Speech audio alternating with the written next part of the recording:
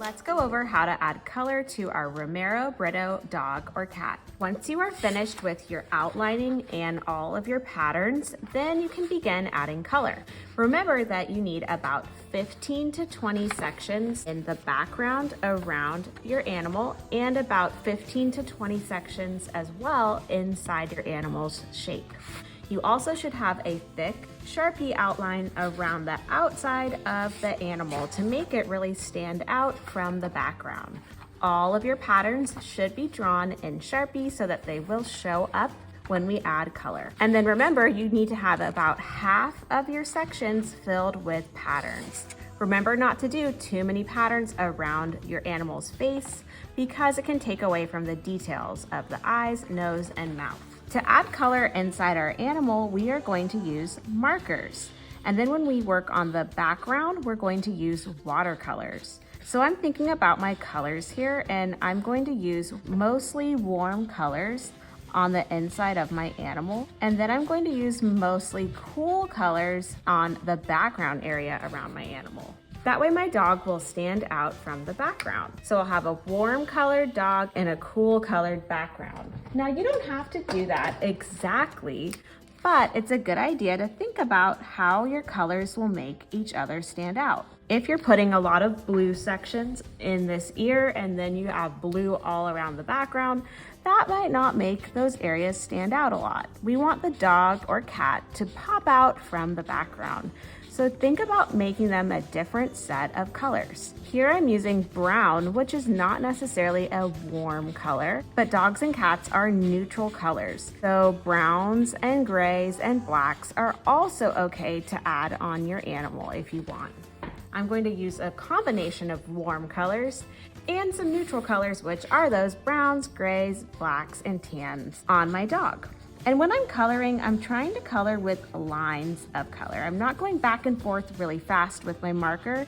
That can look a little bit scribbly, and we want this to look as neat as it can. So I am coloring around the edges first and then filling in the shape with lines. When you're coloring your animal's face, it's a good idea to use a lighter color, even if it's a cool color or warm color. If you're using cool colors like a light blue, a light green, a lighter purple. If you're using warm colors like me, a yellow is a great option, a light orange, a light pink. Something that is dark, like a dark blue, dark purple, dark red, it can take away from the animal's face details, just like adding a pattern would. And we want the face to stand out. So think about a brighter or lighter color for around your animal's face. And again, I am outlining the edges of the shape and filling in the section with lines of color. If I go back and forth really quickly like this, that doesn't really fill in the section very well. We want this to look super neat and bright and colorful like Romero Britto's work, so we need to use our very neatest coloring skills on this.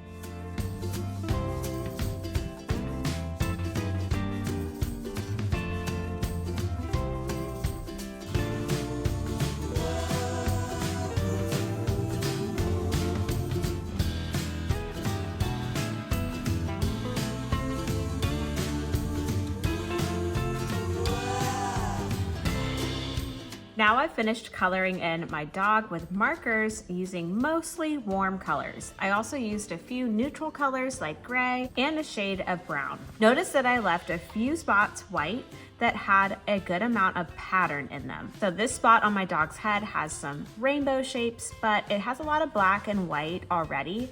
So I decided to just leave it not colored in. And then this spot on the paw down here also has a good amount of designs. So I left that white.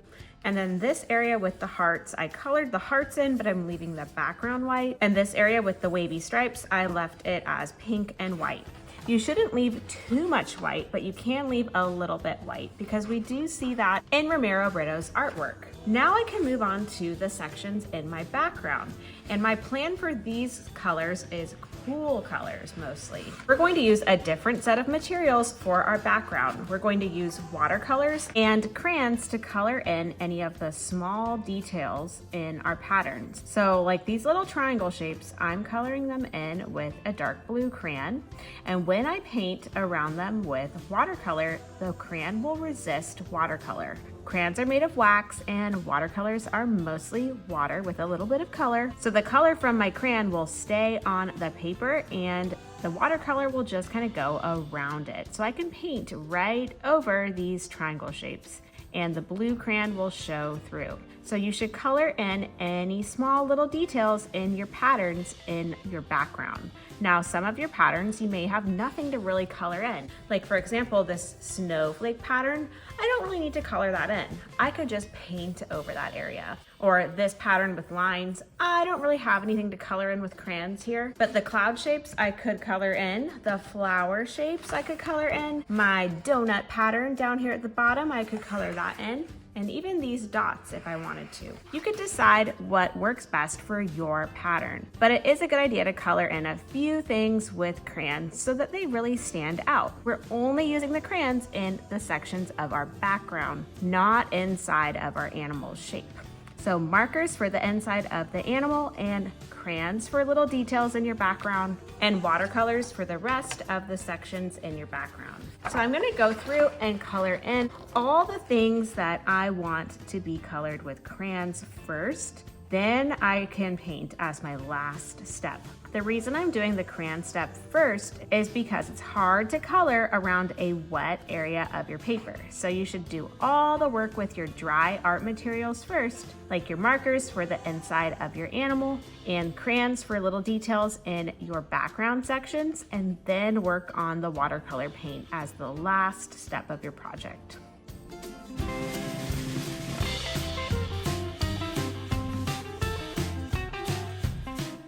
Now I've colored in all of the small shapes that I can for my background patterns, so I could work on the last step of coloring materials, which is watercolor paint. I'm going to paint most of my sections cool colors because I want my dog to stand out from the background, and my dog is mostly warm colors. So I can paint those sections in one color at a time. I'm using green here to paint the cloud section, and remember you can paint right over what you colored in with crayon because crayons are made of wax and they resist the water in the watercolor. So I'm using one color for this whole section. If you want to blend in some colors, you can. So maybe I want to make this a little more of a blue-green background instead of just a regular green. So while my color is still wet, I can drop in some turquoise or blue to make it a blue-green.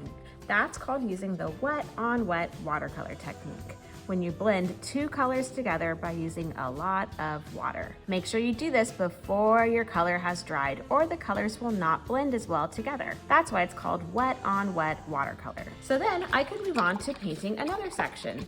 Here I have a section with no pattern. So I'm just going to paint it a solid color, like purple. I could choose to mix in a color too to make it a blue purple or a turquoise purple. And I think I'm going to do that to change it a little bit. But remember, when you cross a black line, then your color changes. So I'm not going to take this blue and paint over the entire background. I'm going to paint shape by shape so each one stands out. Each time I use a new color, I am rinsing my brush so that my colors stay nice and clean. Here I'm using turquoise and I'm going to paint over my flowers here. Remember, the crayon will resist the watercolor, so you can paint right over what you colored in crayon. Now that section is done, so when I cross a black line, I'm going to move on to a different color.